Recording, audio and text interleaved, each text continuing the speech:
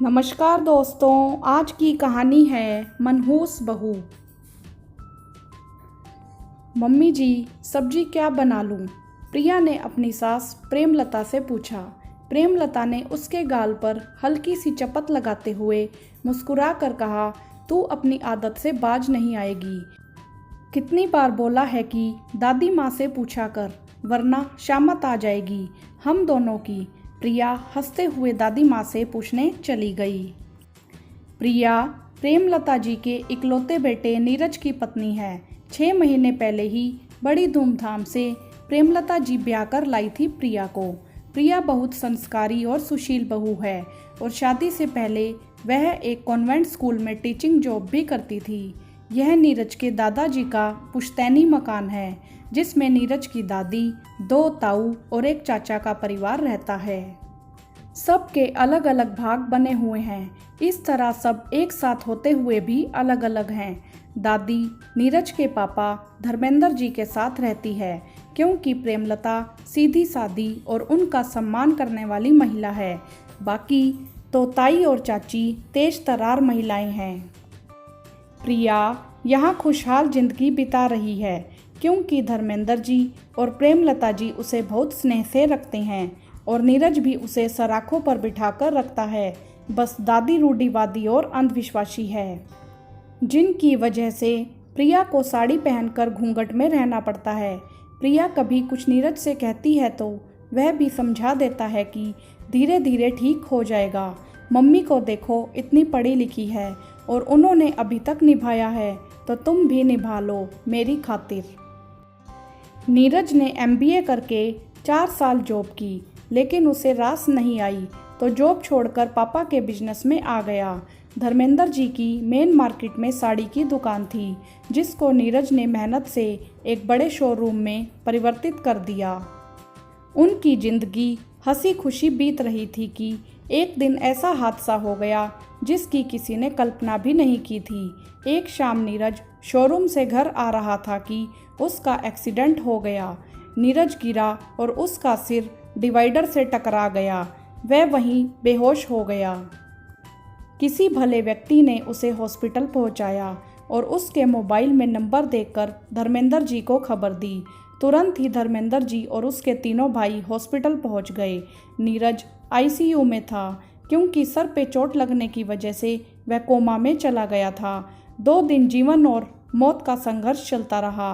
अंततः मौत जीत गई। घर में कोहराम मच गया। प्रेमलता और धर्मेंद्र जी जड़ होकर रह गए। फिर प्रेमलता का ध्यान प्रिया की तरफ गया, जो कि मिट्टी की मानिंद बिखरी जा रही थी। प्रेमलता किसी तरह अपने दुख को सीने में जब्त कर प्रिया को संभालने लगी। उधर दादी और ताई के प्रलाप शुरू हो गए कि कैसी मनहूस बहू घर लाए हैं, जो घर में कदम रखते ही पति को खा गई। अभी और भी जाने क्या क्या होगा इसके कारण। जब प्रिया नहाने गई तो बड़ी ताई बोली, कोई हल्के रंग की साड़ी दो पहनने के लिए। अब भला नई नवेली बहू के पास हल्के रंग के कपड़े कहाँ से आते, क्योंकि नीरज को तो डार्क कलर के कपड़े पसंद थे। चाची ने दादी की एक पुरानी साड़ी पहना दी। प्रेमलता का दिल फटा सा जा रहा था यह सब देखकर। वह ऐसा देख जड़ सी खड़ी रह गई। तभी प्रिया के मम्मी पापा भाई बहन आ गए। प्रिया उनसे लिपटकर फूट फूट कर रो पड़ी। उसका क्रंदन सुन प्रेमलता जी और धर्मेंद्र जी को बहुत दुख हुआ। सब कुछ हो जाने के बाद प्रेमलता ने प्रिया को कुछ दिनों के लिए पीहर भेज दिया, ताकि उसके दुख के घाव पर कुछ मरहम लग जाए। कुछ दिनों बाद प्रिया वापस आ गई। पहले जो ताई और चाची कभी इधर झांकती भी नहीं थी, वह रोज ही दादी के पास आकर बैठ जाती और तरह तरह की बातें प्रेमलता और प्रिया को बोलती, जिससे प्रिया दिन प्रतिदिन मुरझाती चली जा रही थी। इतना सब सहने के बाद प्रेमलता जी ने मन ही मन कुछ निर्णय लिया। धर्मेंद्र जी को अवगत करा दिया। धर्मेंद्र जी तुरंत राजी हो गए, क्योंकि वह भी प्रिया के हाल से बहुत दुखी थे। प्रेमलता उठी और बाजार चली गई। लौट के आई तो उसके हाथों में 4-5 पैकेट थे। उनके आते ही दादी ने नाराजगी से पूछा कि कहाँ चली गई थी। घर में गमी हुई है और तू बाजार घूम रही है, बेशर्मी है। प्रेमलता ने उनकी बात अनसुनी कर प्रिया को वहीं बुलाया और पैकेट पकड़ाते हुए जोर से बोली, यह लो बेटा, इसमें कुछ रंगीन सूट और कुर्तियां हैं तुम्हारे लिए। फिर दादी की तरफ पलटकर सभी को सुनाते हुए बोली, माँ जी, प्रिया आज से मेरी बहू नहीं बल्कि मेरी बेटी है। अब यह या तो धर्मेंद्र जी के साथ शोरूम पर बैठेगी या इसका मन करेगा तो कहीं जॉब करेगी। कोई अच्छा रिश्ता मिलते ही मैं इसके हाथ पीले भी कर दूंगी। जितना मुझको सहन करना था कर लिया, अब मेरी बेटी नहीं सहेगी और जिस किसी को भी इस बात से ऐतराज है वह मेरे परिवार से दूर ही रहे। अब तो दादी जी ने चुप रहने में ही भलाई समझी। प्रिया प्रेमलता जी के गले से लिपट गई।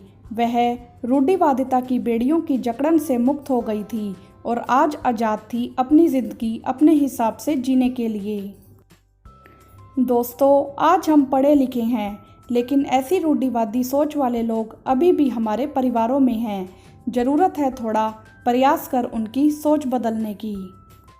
हाँ तो दोस्तों, इस वीडियो को ज़्यादा से ज़्यादा शेयर करें ताकि हमारे समाज से रूढ़िवादिता ख़त्म हो सके और प्रिया जैसी बहू को कोई मनहूस बहू ना कहे।